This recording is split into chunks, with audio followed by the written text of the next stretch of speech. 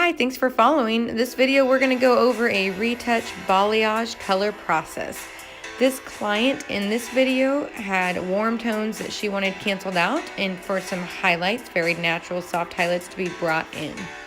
To achieve this look, I did the retouch base area with a 6N 7A mixture from Joico, and then brought that through from the mids to ends on some of the areas, and then on the other areas and sections I did a balayage lightener with Joico's Free Play.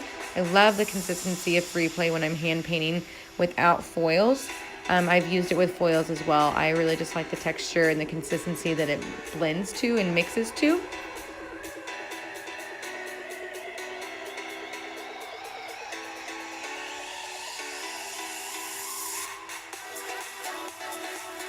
She wanted dimension. She didn't want an overall ombre look. So to avoid that, darker 6-7 blend straight into the lightener on all the hair. I worked through almost every other section, sometimes 2 to 1, depending on where I was at around the head, with the darker from base, mid to ends with a 6 and 7 blend instead of just the balayage all over.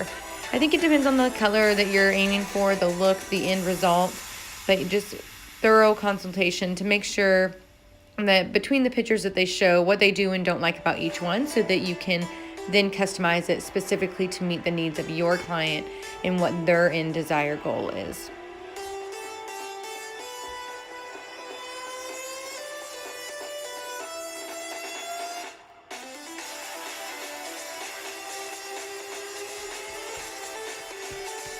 I always like to end with the lightener.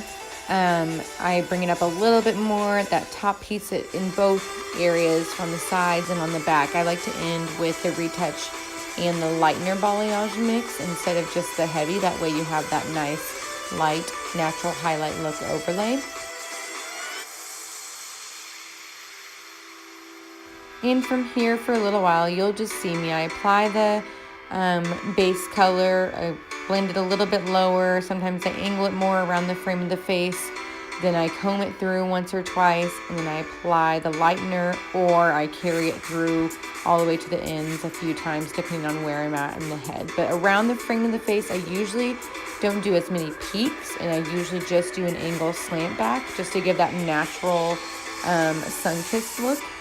I'm sure angle slant back is the correct terminology for that too.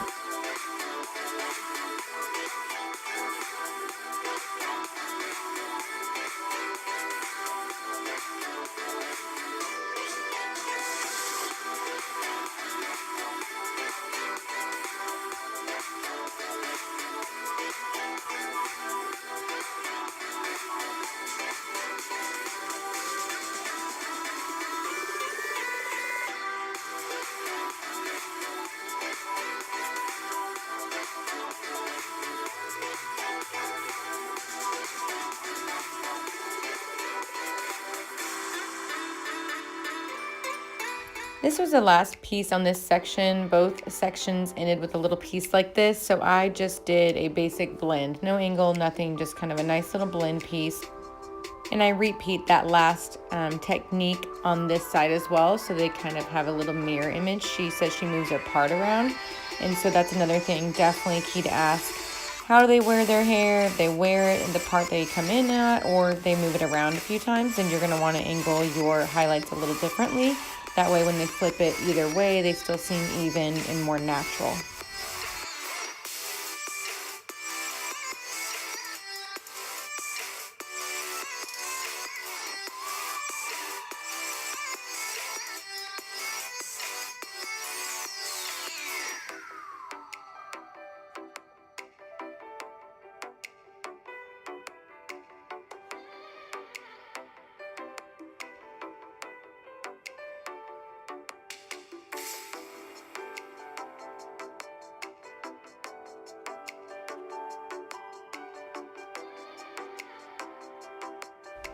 Once everything is done and colored, I worked my way back through with the 6N 7A blend just to make sure everything was covered, and I worked through them with my fingers to the areas of the lightener balayage and did a little bit more blending, added some lightener if I needed to, if anything had a dry or a spot that I didn't like or that didn't look well.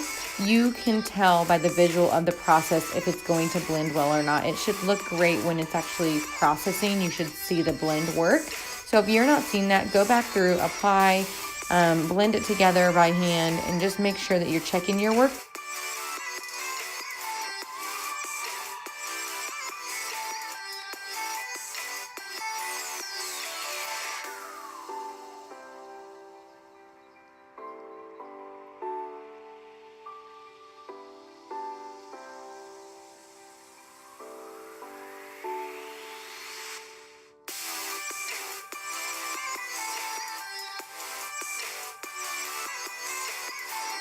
Once you've gone through, you should be able to see it blending well.